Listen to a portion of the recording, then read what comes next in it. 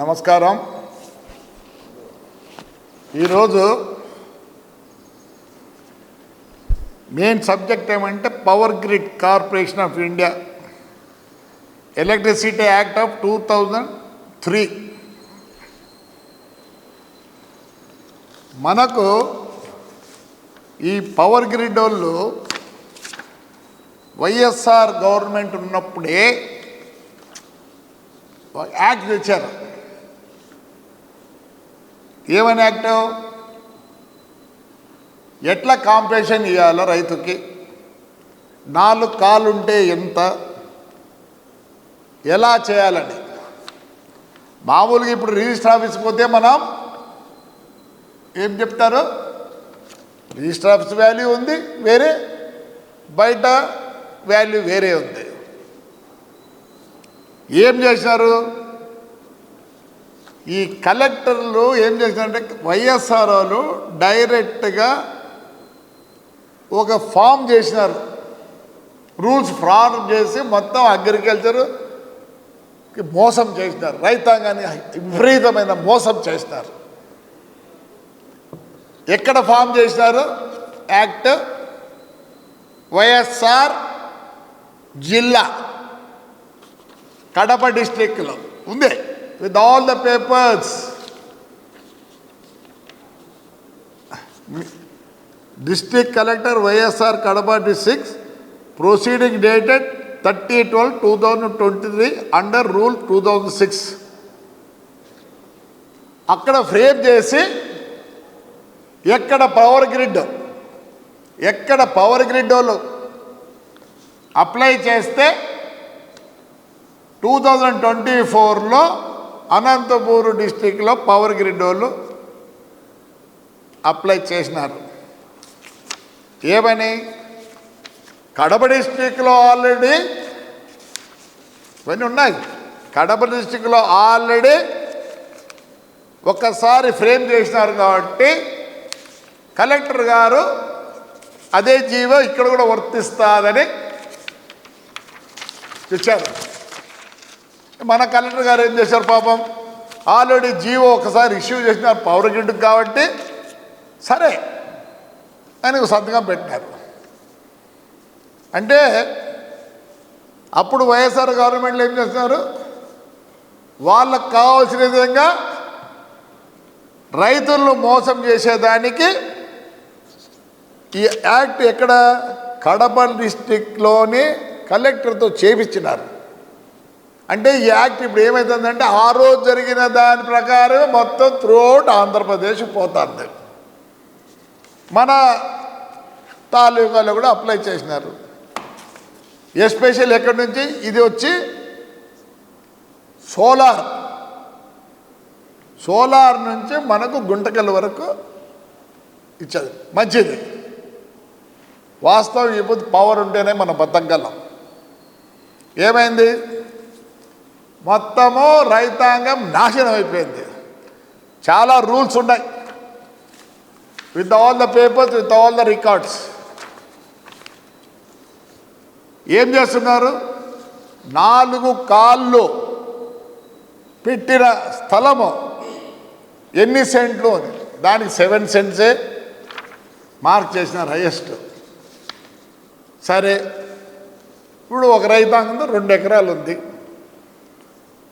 ఏముంది, వైరు ఈ పోల్ నుంచి ఆ పోలుకు పోయేంత వరకు మీరు మున్సిపల్ యాక్ట్ చూడండి, ఏ యాక్ట్ అన్నా చూడండి, హై టెన్షన్ వైర్ పోతే ఆ పోయినది వదిలిపెట్టి అక్కడ 20 ఫీటు ఇక్కడ 20 ఫీటు వదిలిపెట్టాలని జీవో ఉంది.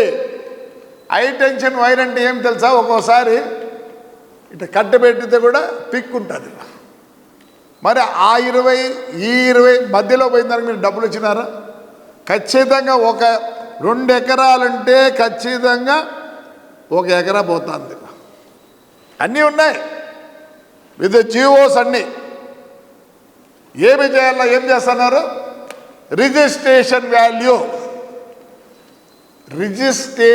వాల్యూ ప్రకారం దీంట్లో డబ్బులు ఇస్తున్నారు. ఇప్పుడు అదే నేషనల్ హైవే రోడ్డు చేస్తున్నారు. ఏం చేస్తున్నారు, పక్కన ఎంత కమ్ముడు పోయింది, ఈ దిక్కు ఎంత అమ్ముడు పోయింది.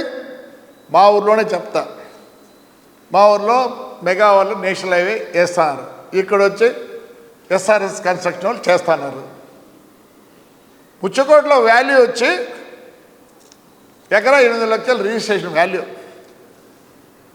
8 లక్షలకు ఎవరిస్తారా? మెయిన్ రోడ్లో ఎంత ఇచ్చినారు? 8 లక్షలకు గాను 30 లక్షలు ఇచ్చినారు. ఇదే మున్సిపాలిటీలో నేషనల్ హైవే పోతాన్ని 2 సైడ్లు పోతుంది మాకే. 1 ఎకరాకి 1,20,00,000 ఇచ్చినారు ఇదే కలెక్టర్ గారు. మరి రిజిస్ట్రేషన్ వాల్యూ ఎంత ఉంది? ఆడ 22 లక్షలు ఉంది. నువ్వు ఏం చేస్తున్నావు? ఈ పల్లెలకు అగ్రికల్చర్లంతా రిజిస్ట్రేషన్ వాల్యూ ఇస్తున్నావు. చూసుకోండి, రిజిస్టర్ వాల్యూ ఇస్తున్నావు. మరి నేషనల్ హైవే స్టేట్ హైవేల్లో ఏమిస్తున్నారు? రిజిస్ట్రేషన్ వాల్యూ తీసుకోవడంలే. పరిసర ప్రాంతాల్లో ఎంతకు పోతుంది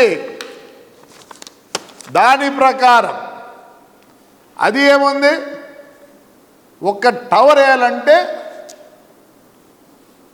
7 సెంట్స్ కూడా 100% 100 టైమ్స్ ఇవ్వాలని ఉంది. ఒక టవర్ ప్రాంతానికి ఇక్కడ రాసినాడు 100% భూమి విలువ ఇవ్వాలి ఆన్ రికార్డ్స్.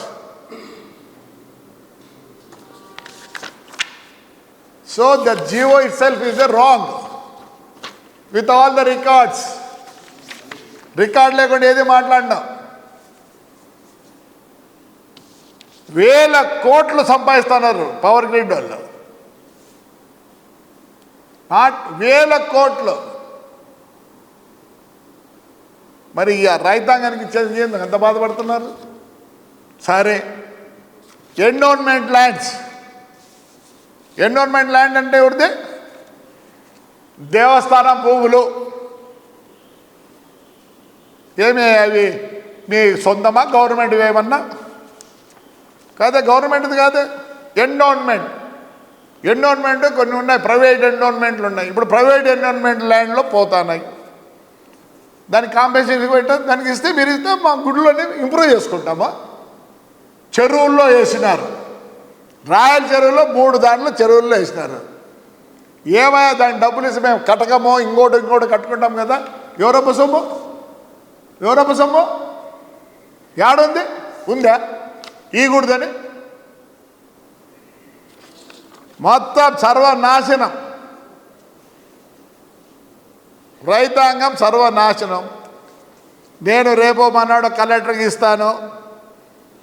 దాని తర్వాత రైతాంగంను ముందుకు తీసుకుపోయి టవర్లు వేయని జీవో ప్రకారం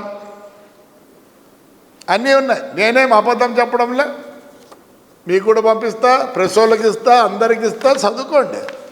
తెలుగులో కూడా కలెక్టర్ అనంతపురం చర్యల్లో లోపాలు. Anantapuram collector and magistrate RC number G1/465 of 2024 తేదీ 17/12/24 ప్రకారం టవర్లు మరియు లైన్ల వల్ల భూమి కలిగిన నష్టానికి పరిహారం ఇవ్వడం జరిగింది. అయితే ఆ పరిహారం లైసెన్సీ కార్యాలయం నిబంధనలకు 206 నిబంధనల ప్రకారం ఇవ్వబడలేదు. లైసెన్సీ నిబంధన ప్రకారం అంటే జిల్లా మేజిస్ట్రేట్ లేదా పోలీస్ కమిషనర్ లేదా సంబంధిత అధికారి దరఖాస్తుదారుల అభిప్రాయాలను పరిగణలోకి తీసుకోవాలి.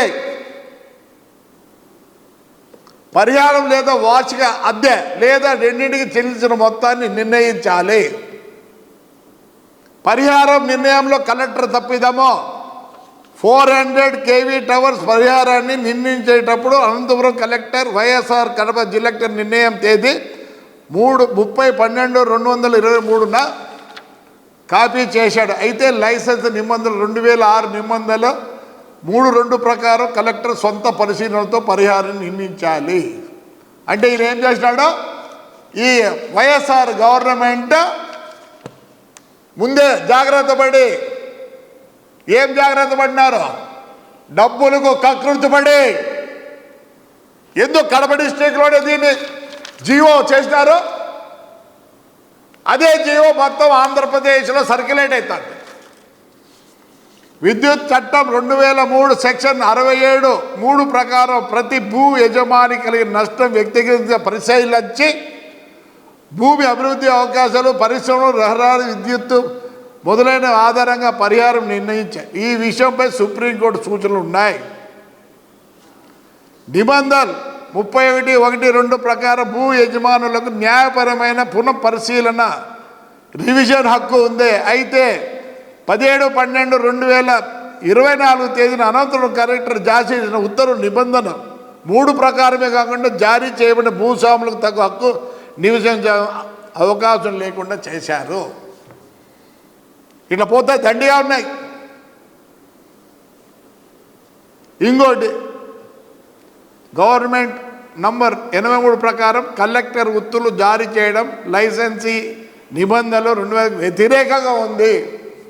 ఈ మార్గదర్శకాలు పార్లమెంట్ విద్యుత్ చట్టాలు 2 ద్వారా జిల్లా మినిస్టర్ ఇచ్చిన న్యాయాధికారులు కుదింపు చేసినారు. అందువల్ల చెప్తున్నా